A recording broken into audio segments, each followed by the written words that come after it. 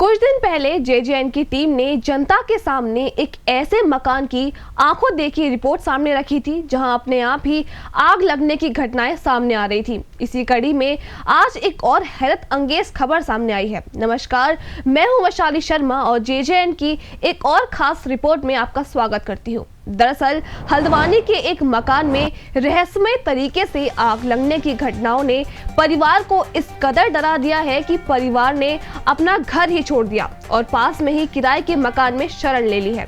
परिवार का कहना है कि आग कभी बिजली के बोर्ड में लगती है तो कभी अन्य सामान को राख कर देती है। पिछले 10 दिनों से ऐसी घटनाएं रोज हो रही हैं। हैरान करने वाली बात यह है कि बिजली विभाग भी आग लगने के कारणों की जांच कर चुका है और अब सिटी मजिस्ट्रेट ने मौके पर पहुंचकर घटनाओं की जानकारी ली है, मगर अभी तक आग लगने का कारण साफ नहीं हो पाया है। स्टेट बैंक ऑफ इंडिया के पीछे मल्ला गोरखपुर में रहने वाले कमल पांडे पिता उमेश पांडे और उमेश के भाई मुन्ना LIC में काम करते हैं और यहां अपनी पत्नियों, 3 बच्चे और माता पिता के साथ रहते हैं। उन्होंने बताया कि पिछले 10 दिनों से उनके घर में अचानक आग लग रही है। आग का ये सिलसिला बिजली के बोर्ड से शुरू हुआ और एक एक कर रोजाना बिजली के स्विच जलने लगे। बिजली विभाग को बुलाकर जांच कराई लेकिन कुछ नहीं निकला। फिर घर की मेन लाइट कटवा दी लेकिन आग लगने का सिलसिला नहीं रुका। अब अलमारी में बंद कपड़ों में भी आग लगने लगी। ये रहस्यमय आग कभी मंदिर में लगती तो कभी दराज के अंदर में धुआं निकलने लगता। जब अनाज के पैकेटों में भी आग लगना शुरू हुई तो परिवार बेहद डर गया और मंगलवार को परिवार ने अपना घर छोड़ दिया और पड़ोसी रिश्तेदार के घर में किराए पर रहने लगे।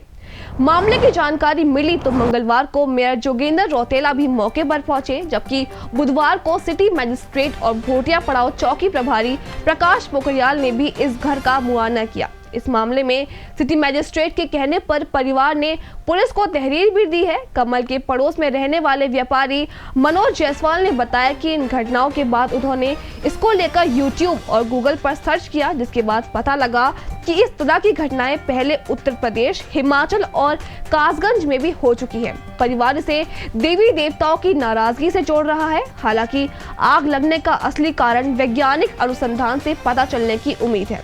आग का सिलसिला था वो कई दिनों से चल रहा था। मतलब हम पहले इलेक्ट्रिक आइटम में आग लग रही थी, बोर्ड में आग लगी। हम सोचते कि क्या हो सकता है कि ये बोर्ड किसी ऐसी चीज़ से बने हो कि ये आग पकड़ ले रहे हो। मगर जब उसका क्रम चेंज हुआ, वो बिस्तरों में आग लगना शुरू हुई और बिस्तरों के बाद सीधे सीधे ये कपड़ों में चले गई। फिर मगर कहीं जब भी आग लग रही है वो कहीं ना कहीं एक पॉलीथीन, एक प्लास्टिक की चीज़ इन्वॉल्व थी। मगर जब एक प्रथम तल्ले में आग लग रही थी कोई दिक्कत नहीं, फिर जब द्वितीय तल्ले में फिर छत पे भी आग लगने गई, छत के बाहर कपड़ों में आग लगने गई। ये भयभीत करने वाला। रात को 7 साढ़े 7 बजे से शुरू हुई, उसके बाद लगातार ही कभी ना कभी लगी जा रही। 9 तारीख को बिजली के पहली शुरुआत बिजली के बोर्डों से हुई। तब तक हम इतने टेंशन में नहीं, हमने कहा हो सकता है वायरिंग ख़राब हो, तो हमने वायरिंग के लिए बुलाया उसको, तो उसने वो बोर्ड सही कर दिया। सुबह को 5:30 बजे फिर लगनी शुरू हो गई, तो हमने मीटर से ही लाइन काट दी इनकमिंग जो आ रही थी तारों में। लेकिन उसके बाद ऊपर किचन के चलने लग गए। किचन का बुझाने गए तो सबसे ऊपर छत में शेड है, उसमें आग लग गई। बोर्ड में, केवल बोर्डों में लगी।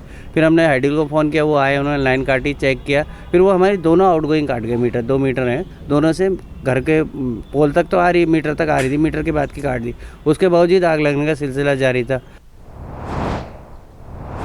बहरहाल इस घटना के बारे में जो भी सुन रहा है वो इसे सुपरनैचुरल पावर से जोड़ के जरूर देख रहा है। हम इस बात का दावा नहीं करते, मगर हाँ इतना जरूर है कि आग लगने के कारण का पता लगाने के लिए हर जांच कार्यवाही की जानी चाहिए ताकि किसी बड़ी अनहोनी को टाला जा सके। फिलहाल हमारे रिपोर्टर दीपक अधिकारी की इस खास रिपोर्ट में इतना ही। बाकी की तमाम खबरों के लिए आप बने रहिए जेजेएन न्यूज के साथ। धन्यवाद।